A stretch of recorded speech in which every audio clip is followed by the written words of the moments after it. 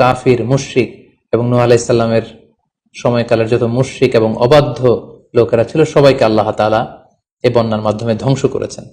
40 দিন পর আল্লাহ তাআলা আদেশ করলেন, ইয়া আরদু বুলাঈ মাআকি ওয়া ইয়া সামাউ আকলিঈ, অর্থাৎ হে আকাশ তুমি বৃষ্টি বর্ষণ করা এবার স্টপ করো, এবার বন্ধ করো।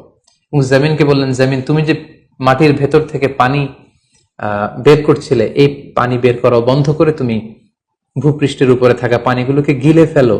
ওয়াগীদাল মা, ফলে আল্লাহ তাআলার আদেশের সাথে সাথে পানি বর্ষণ এবং পানি জমিনের ভেতর থেকে বের হয়, এটা বন্ধ হলো।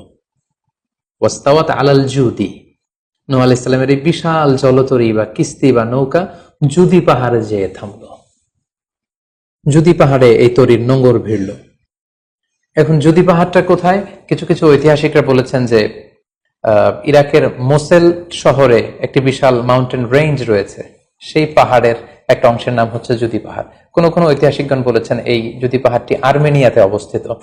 অনেক ঐতিহাসিকগণ মত প্রকাশ করেছেন যে এটি ইরাকেও নয়, এটি আর্মেনিয়াতেও নয়, বরং এটি তুরস্কের একটি পাহাড়।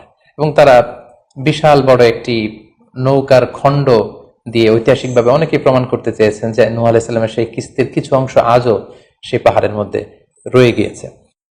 সেই জুদি পাহাড়ে যখন এই নৌকাটি ভিড়ল, আল্লাহ তাআলা তখন নূহ আলাইহিস সালামকে আদেশ করলেন, ইহবিত বিসালামিন মিন্না, তুমি এবার শান্তির সাথে সেফলি সাউন্ডলি তুমি এবার সেই জুদি পাহাড়ে তোমরা নামো। ও বারাকাতিন আলাইক, তোমাদের উপর আমার পক্ষ থেকে বারাকা ব্লেসিং থাকবে।